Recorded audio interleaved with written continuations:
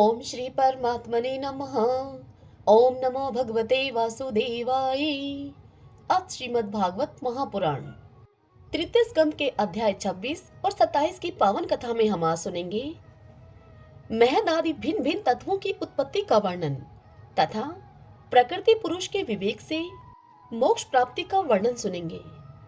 ओम श्री कृष्णाय नमो नमः। श्री भगवान ने देवहूति से कहा, हे माता जी, अब मैं तुम्हें प्रकृति आदि सब तत्वों के अलग अलग लक्षण बतलाता हूँ। इन्हें जानकर मनुष्य प्रकृति के गुणों से मुक्त हो जाता है। आत्मदर्शन रूप ज्ञान ही पुरुष के मोक्ष का कारण है और वही उसकी अहंकार रूप हृदय ग्रंथि का छेदन करने वाला है, ऐसा पंडित जन कहते हैं। उस ज्ञान का मैं तुम्हारे आगे वर्णन करता हूँ। यह सारा जगत जिससे व्याप्त होकर प्रकाशित होता है वह आत्मा ही पुरुष है। वह अनादि निर्गुण प्रकृति से परे अंतःकरण में स्फुरित होने वाला और स्वयं प्रकाश है। उस सर्वव्यापक पुरुष ने अपने पास लीला विलास पूर्वक आई हुई अव्यक्त और त्रिगुणात्मिका वैष्णवी माया को स्वेच्छा से स्वीकार कर लिया। लीला प्रायण प्रकृति अपने सत्व आदि गुणों के द्वारा उन्हीं के अनुरूप प्रजा की सृष्टि करने लगी। यह देखकर पुरुष ज्ञान को आच्छादित करने वाली उसकी आवरण शक्ति से मोहित हो गया। अपने स्वरूप को वह भूल गया।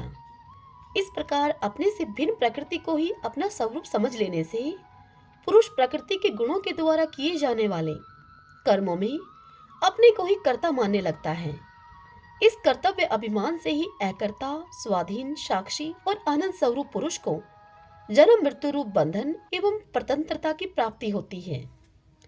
कार्य रूप शरीर, कारण रूप इंद्रिय तथा कर्ता रूप इंद्रिय अधिष्ठात्र देवताओं में पुरुष जो अपनेपन का आरोप कर लेता है, उसमें पंडित जन प्रकृति को ही कारण मानते हैं तथा वास्तव में प्रकृति से परे होकर भी जो प्रकृतिस्थ हो रहा है उस पुरुष को सुख दुखों के भोगने में कारण मानते हैं। यह सुनकर देवहूति ने कहा, हे पुरुषोत्तम, इस विश्व के स्थूल सूक्ष्म कार्य जिनके स्वरूप हैं तथा जो इसके कारण हैं, उन प्रकृति और पुरुष का लक्षण भी आप मुझसे कहिए। तब श्री भगवान ने देवहूति से कहा, हे माता, जो त्रिगुणात्मक, अव्यक्त, नित्य और कार्य कारण रूप हैं तथा स्वयं निर्विशेष होकर भी संपूर्ण विशेष धर्मों का आश्रय हैं, उस प्रधान नामक तत्वों को ही प्रकृति कहते हैं। 5 महाभूत, 5 तन्मात्रा, 4 अंतःकरण और 10 इंद्रिय, इन 24 तत्वों के समूह को विद्वान लोग प्रकृति का कार्य मानते हैं। पृथ्वी, जल, तेज, वायु और आकाश, ये 5 महाभूत हैं। गंध, रस, रूप, स्पर्श और शब्द, ये 5 तन्मात्रा माने गए हैं। श्रोत्र, त्वचा, चक्षु, रसना, नासिका, वाक, पाणी, पाद, उपस्थ और पायु, ये 10 इंद्रियां हैं। मन, बुद्धि, चित्त और अहंकार, इन 4 के रूप में एक ही अंतःकरण अपनी संकल्प, निश्चय, चिंता और अभिमान रूपा 4 प्रकार की वृत्तियों से लक्षित होता है। इस प्रकार तत्वज्ञानी पुरुषों ने सगुण ब्रह्मा के सन्निवेश स्थान इन 24 तत्वों की संख्या बतलाई है। इनके सिवा जो काल है वह 25वां तत्व है। कुछ लोग काल को पुरुष से भिन्न तत्व न मानकर पुरुष का प्रभाव अर्थात ईश्वर की संहार कारिणी शक्ति बताते हैं, जिससे कि माया के कार्य रूप देह आदि में आत्म तत्व का अभिमान करके अहंकार से मोहित और अपने को कर्ता मानने वाले जीव को निरंतर भय लगता रहता है। हे मनुपुत्री, जिनकी प्रेरणा से गुणों की साम्य अवस्था रूप निर्विशेष प्रकृति में गति उत्पन्न होती है, वास्तव में वे पुरुष रूप भगवान ही काल कहे जाते हैं। इस प्रकार जो अपनी माया के द्वारा सब प्राणियों के भीतर जीव रूप से और बाहर काल रूप से व्याप्त हैं, वे भगवान ही 25वें तत्व हैं। जब परम पुरुष परमात्मा ने जीवों के अदृष्टवश क्षोभ को प्राप्त हुई संपूर्ण जीवों की उत्पत्ति स्थान रूपा अपनी माया में चित शक्ति रूप वीर्य स्थापित किया, तो उससे तेजो में महत तत्व उत्पन्न हुआ। लय, विक्षेप आदि रहित तथा जगत के अंकुर रूप इस महत तत्व ने अपने में स्थित विश्व को प्रकट करने के लिए अपने स्वरूप को आच्छादित करने वाले प्रलयकालीन अंधकार को अपने ही तेज से पी लिया। जो सतव गुण में स्वच्छ, शांत और भगवान की उपलब्धि का स्थान रूप चित है, वही महतत्व है और उसी को वासुदेव कहते हैं।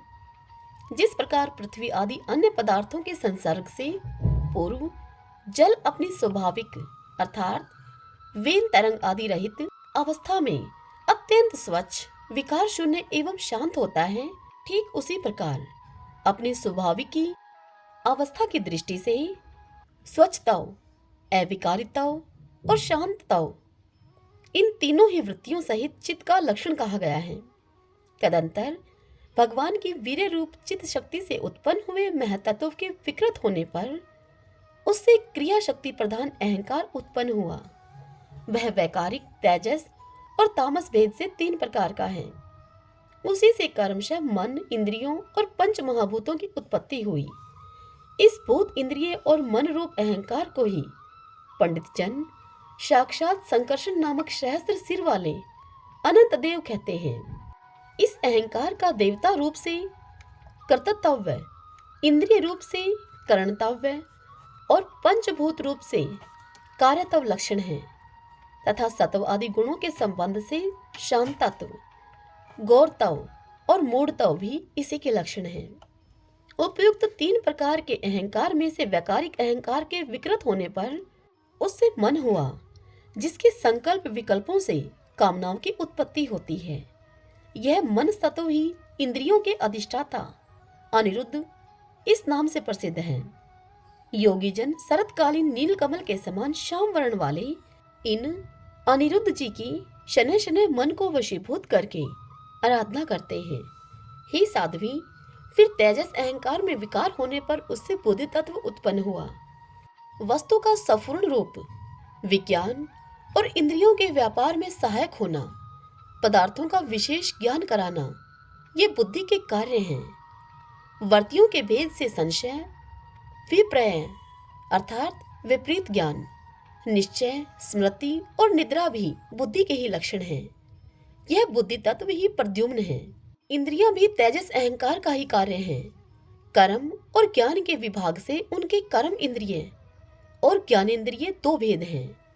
इनमें कर्म प्राण की शक्ति है और ज्ञान बुद्धि की। भगवान की चेतन शक्ति की प्रेरणा से तामस अहंकार के विकृत होने पर उससे शब्द तन्मात्र का प्रादुर्भाव हुआ।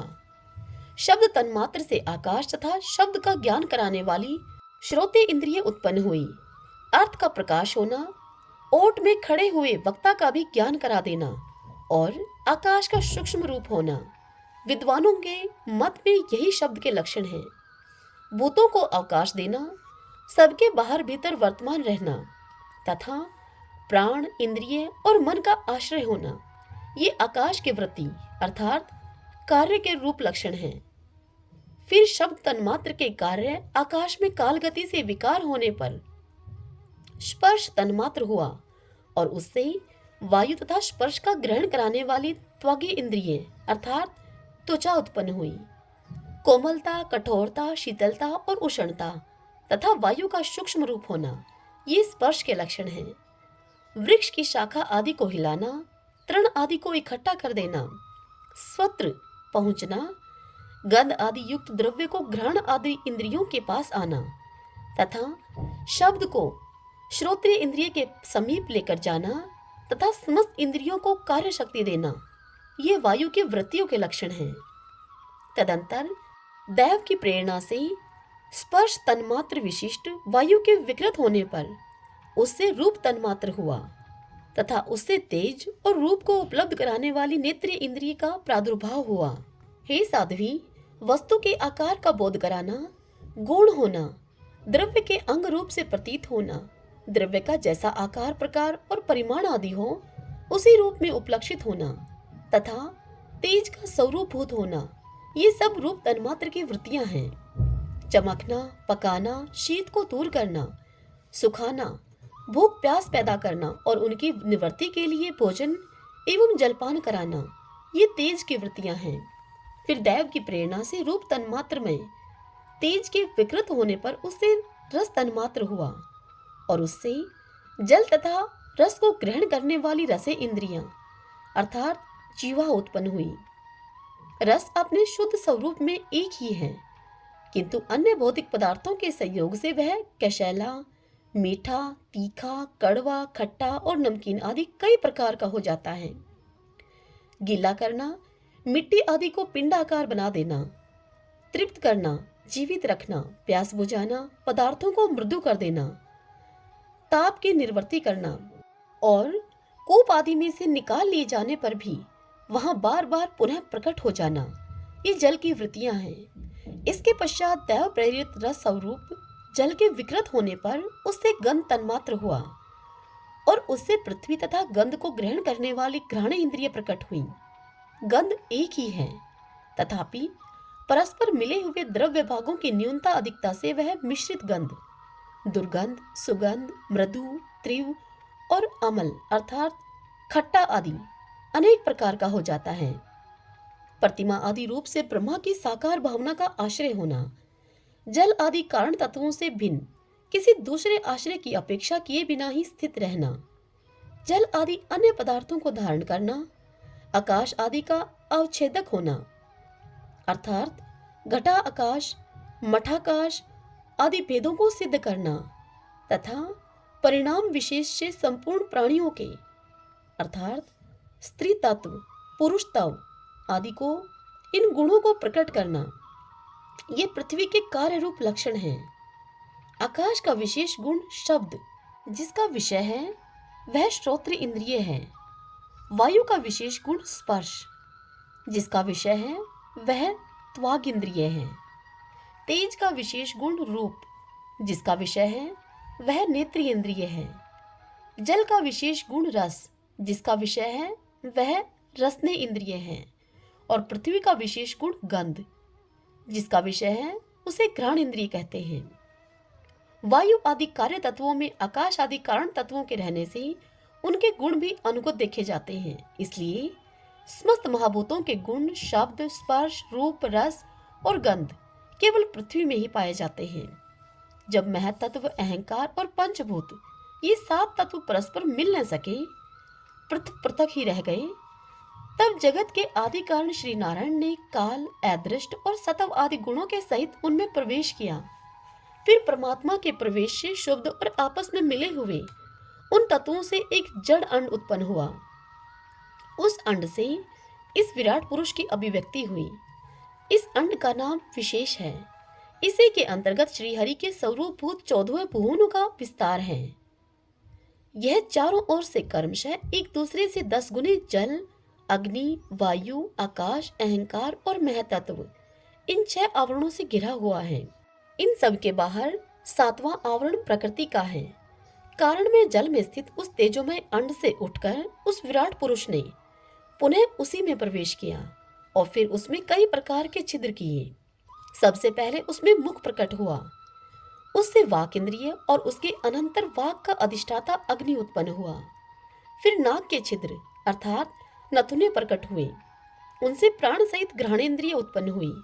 घ्राण के बाद उसका अधिष्ठाता वायु उत्पन्न हुआ। तत्पश्चात नेत्र गोलक प्रकट हुए, उनसे चक्षु इंद्रिय प्रकट हुई और उसके अनंतर उसका अधिष्ठाता सूर्य उत्पन्न हुआ। फिर कानों के छिद्र प्रकट हुए, उनसे उनकी इंद्रिय श्रोत्र और उसके अभिमानी दिग देवता प्रकट हुए। इसके बाद उस विराट पुरुष के त्वचा उत्पन्न हुई, उससे रोम, मूंछ, दाढ़ी तथा सिर के बाल प्रकट हुए और उनके बाद त्वचा की अभिमानी औषधियां, अन्न आदि उत्पन्न हुई। इसके पश्चात लिंग प्रकट हुआ, उससे वीर्य और वीर्य के बाद लिंग का अभिमानी अपोदेव अर्थात जल उत्पन्न हुआ।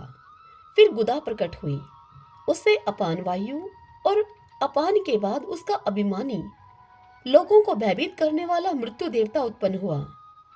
तदंतर हाथ प्रकट हुए, उनसे बल और बल के बाद हस्ते इंद्रिय का अभिमानी इंद्र उत्पन्न हुआ।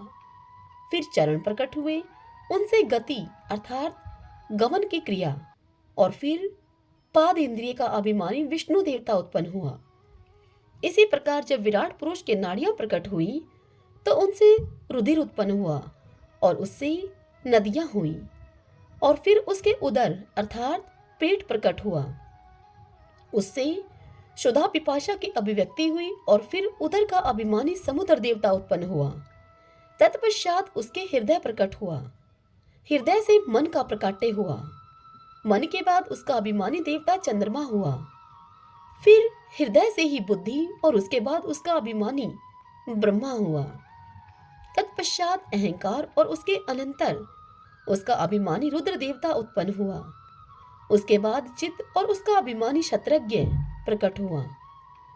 जब ये क्षेत्रज्ञ के अतिरिक्त सारे देवता उत्पन्न होकर भी विराट पुरुष को उठाने में असमर्थ रहे, तब उसको उठाने के लिए कर्मशः फिर अपने अपने उत्पत्ति स्थानों में प्रविष्ट होने लगे। अग्नि ने वाणी के साथ मुख में प्रवेश किया, परंतु इससे विराट पुरुष न उठा। वायु ने घ्राणेन्द्रिय के सहित नाश छिद्रों में प्रवेश किया, फिर भी विराट पुरुष न उठा। सूर्य ने चक्षु के सहित नेत्रों में प्रवेश किया, तब भी विराट पुरुष न उठा। दिशाओं ने श्रवणीय इंद्रिय के सहित कानों में प्रवेश किया, तो भी विराट पुरुष न उठा। औषधियों ने रोमों के सहित त्वचा में प्रवेश किया, फिर भी विराट पुरुष न उठा। जल ने वीर्य के साथ लिंग में प्रवेश किया, तब भी विराट पुरुष न उठा। मृत्यु ने अपान के साथ कुदा में प्रवेश किया, फिर भी विराट पुरुष न उठा। इंद्र ने बल के साथ हाथों में प्रवेश किया, परंतु इससे भी विराट पुरुष न उठा। विष्णु ने गति के सहित चरणों में प्रवेश किया, तो भी विराट पुरुष न उठा। नदियों ने रुधिर के साथ नाड़ियों में प्रवेश किया, किंतु तब भी विराट पुरुष न उठा। समुद्र ने क्षुधा पिपाशा के सहित उदर में प्रवेश किया, फिर भी विराट पुरुष नहीं उठा। चंद्रमा ने मन के सहित हृदय में प्रवेश किया, तो भी विराट पुरुष नहीं उठा। अब ब्रह्मा ने बुद्धि के सहित हृदय में प्रवेश किया, तब भी विराट पुरुष नहीं उठा। रुद्र ने अहंकार के सहित उसी हृदय में प्रवेश किया, तो भी विराट पुरुष नहीं उठा। किंतु जब चित्त के अधिष्ठाता क्षेत्रज्ञ ने चित्त के सहित हृदय में प्रवेश किया, तो विराट पुरुष उसी समय जल से उठकर खड़ा हो गया। जिस प्रकार लोक में प्राण, इंद्रिय, मन और बुद्धि इन सब के चित्त के अधिष्ठाता क्षेत्रज्ञ की सहायता से बिना सोए हुए प्राणी को अपने बल से नहीं उठा सकते, उसी प्रकार विराट पुरुष को भी वे क्षेत्रज्ञ परमात्मा के बिना नहीं उठा सके। अतः भक्ति, वैराग्य और चित्त की एकाग्रता से प्रकट हुए ज्ञान के द्वारा उस अंतरात्मा स्वरूप क्षेत्रज्ञ को उस शरीर में स्थित जानकर उसका चिंतन करना चाहिए। ओम नमो नारायण, ओम नमो नारायण। श्री भगवान देवहूति से कहते हैं, हे माता जी, जिस तरह जल में प्रतिबिंबित सूर्य के साथ जल की शीतलता, चंचलता आदि गुणों का संबंध नहीं होता, ठीक उसी प्रकार प्रकृति के कार्य शरीर में स्थित रहने पर भी आत्मा वास्तव में उसके सुख दुख आदि धर्मों से लिप्त नहीं होती, क्योंकि वह स्वभाव से निर्विकार, अकर्ता और निर्गुण है। किंतु जब वही प्राकृत गुणों से अपना संबंध स्थापित कर लेती है, तब अहंकार से मोहित होकर मैं करता हूँ ऐसा मानने लगती है। उस अभिमान के कारण वह देह के संसर्ग से किए हुए पुण्य पाप रूप कर्मों के दोष से अपनी स्वाधीनता और शांति को खो बैठती है तथा उत्तम, मध्यम और नीच योनियों में उत्पन्न होकर संसार चक्र में घूमती रहती है। जिस प्रकार स्वप्न में भय, शोक आदि का कोई कारण न होने पर भी स्वप्न के पदार्थों में आस्था हो जाने के कारण दुख उठाना पड़ता है, ठीक उसी प्रकार भय, शोक, अहम, मम एवं जन्म मरण आदि रूप संसार की कोई सत्ता न होने पर भी अविद्यावश विषयों का चिंतन करते रहने से जीव का संसार चक्र कभी निर्वर्त नहीं होता। इसलिए बुद्धिमान मनुष्य को उचित है कि असन्मार्ग अर्थात विषय चिंतन में फंसे हुए चित्त को तीव्र भक्ति योग और वैराग्य के द्वारा धीरे धीरे अपने वश में लाए। यम आदि योग साधनों के द्वारा श्रद्धा पूर्वक अभ्यास चित्त को बारंबार एकाग्र करते हुए मुझ में सच्चा भाव रखने, मेरी कथा श्रवण करने, समस्त प्राणियों में संभाव रखने, किसी से वैर न करने, आसक्ति के त्याग, ब्रह्मचार्य, मौन व्रत और बलिष्ठ अर्थात भगवान को समर्पित किए हुए स्वधर्म से जिसे ऐसी स्थिति प्राप्त हो गई है कि प्रारब्ध के अनुसार जो कुछ उसे मिल जाता है उसी में संतुष्ट रहता है, परिमित भोजन करता है, सदा एकांत में रहता है, शांत स्वभाव है, सबका मित्र है, दयालु और धैर्यवान है। प्रकृति और पुरुष के वास्तविक स्वरूप के अनुभव से प्राप्त हुए तत्व ज्ञान के कारण स्त्री पुत्र आदि संबंधियों के सहित इस देह में मैं मेरेपन का मिथ्या अभिनिवेश नहीं करता, बुद्धि की जागृत आदि अवस्थाओं से भी अलग हो गया है तथा परमात्मा के सिवा और कोई वस्तु नहीं देखता।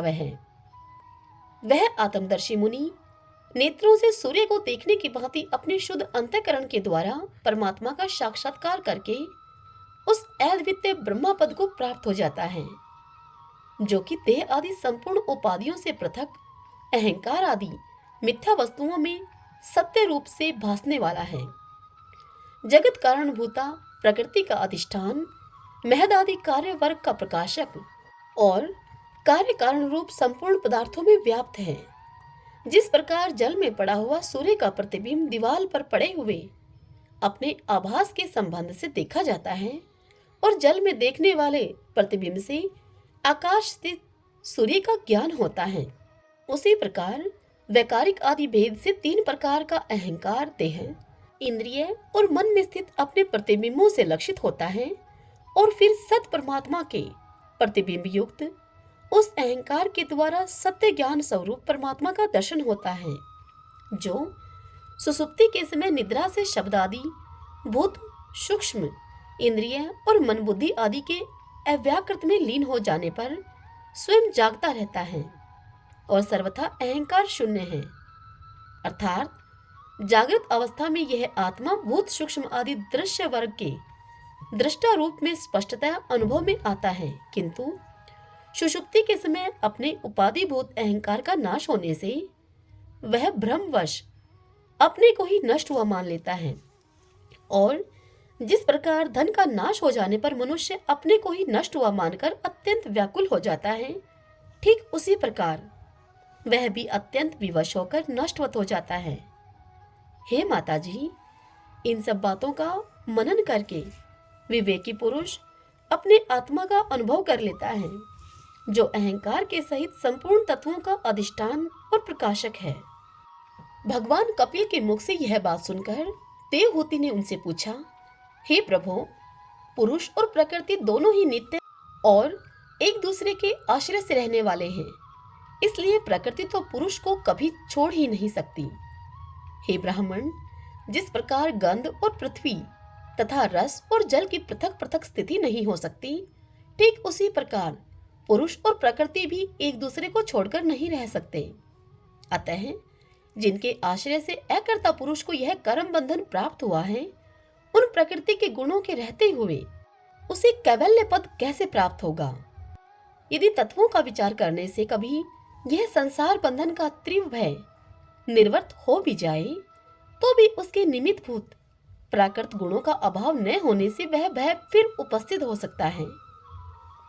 श्री भगवान ने यह सुनकर देवहूति से कहा, हे माता जी, जिस प्रकार अग्नि का उत्पत्ति स्थान अरणि अपने से ही उत्पन्न अग्नि से जलकर भस्म हो जाती है, ठीक उसी प्रकार निष्काम भाव से किए हुए स्वधर्म पालन के द्वारा अंतःकरण शुद्ध होने से बहुत समय तक भगवत कथा श्रवण के द्वारा पुष्ट हुई मेरी तीव्र भक्ति से, तत्व साक्षात कराने वाले ज्ञान से, प्रबल वैराग्य से, व्रत नियम आदि के सहित किए गए ध्यान अभ्यास से और चित्त की प्रगाढ़ एकाग्रता से पुरुष की प्रकृति अर्थात अविद्या दिन रात क्षीण होती हुई धीरे धीरे लीन हो जाती है।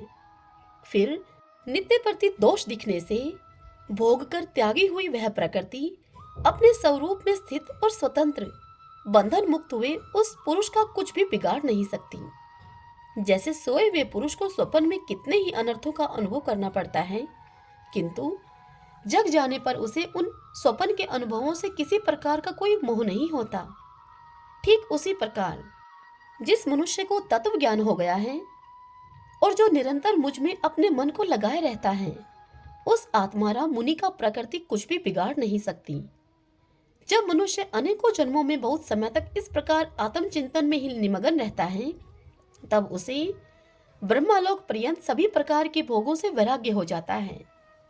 मेरा वह धैर्यवान भक्त मेरी ही महती कृपा से तत्वज्ञान प्राप्त करके आत्मा अनुभव के द्वारा सारे संशयों से मुक्त हो जाता है और फिर लिंग देह का नाश होने पर एकमात्र मेरे ही आश्रित अपने स्वरूप भूत कैवल्य संज्ञक मंगलमय पद को सहज में ही प्राप्त कर लेता है, जहां पहुंचने पर योगी फिर से लौटकर नहीं आता।